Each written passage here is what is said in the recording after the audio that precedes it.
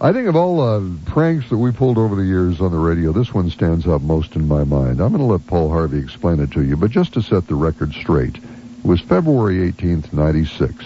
Please remember that our false report broadcast was over a two-way system between Ted Garlatz, the KOMO Air Patrol, and myself. You never heard it. We knew these other stations were stealing our reports and putting them on the air before we could, so Garlatz and I worked something out. Listen. For what it's worth, Department's going to let you eavesdrop now on a little shop talk. As you know, this edition of Paul Harvey News is heard on more than 500 radio stations in the United States, plus the Armed Forces Radio Network overseas. It's heard on KOMO in Seattle, Washington, and this is about KOMO in Seattle. KOMO has a helicopter hovering over commuter highways at rush hours to relay reports on traffic tie-ups. KOMO spends considerable to support this exclusive listener service. And it would be distressing if other radio stations, without paying, were intercepting and rebroadcasting traffic information from this exclusive source, and KOMO suspected that other stations were. So the lads at KOMO conspired.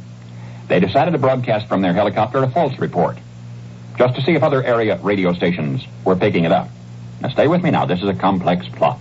The helicopter traffic spotter, Ted Garlatz, agreed with morning announcer Larry Nelson on a code message, after which the next report from on high would be a phony. The trap was set. So at 7:45 the other a.m., announcer Nelson radioed over shortwave, "Ted, how about a report for Green Bottom Ford Agency?" Aha, that was the secret cue. Green Bottom Ford Agency. Ted from the helicopter then shortwave radioed an elaborately made-up, fictitious, phony accident report. Something about an oil truck had overturned on the Evergreen Point Bridge, and about how all traffic should seek alternate routes over to the east side. No, announcer Nelson did not repeat the phony accident report on KOMO. But sure enough, two other radio stations did. And I wouldn't want to mention any names, but their initials are KOL and KING. Both those stations rushed onto the air with this phony report, and thus were caught red-handed with their hands in KOMO's private cookie jar. No lawsuit, but KOMO has presented the two rival stations with certificates attached to bows of green yarn.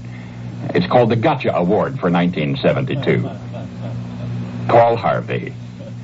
Good day. You know what's really interesting about this is when this was broadcast, we covered this kicker story.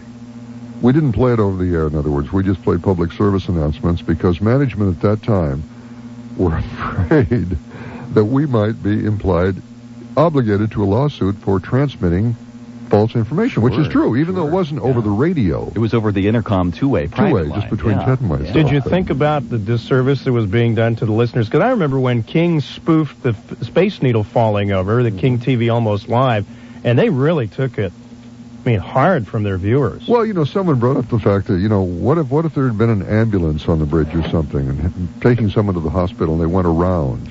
In hindsight, what a great bit. It was a great shtick.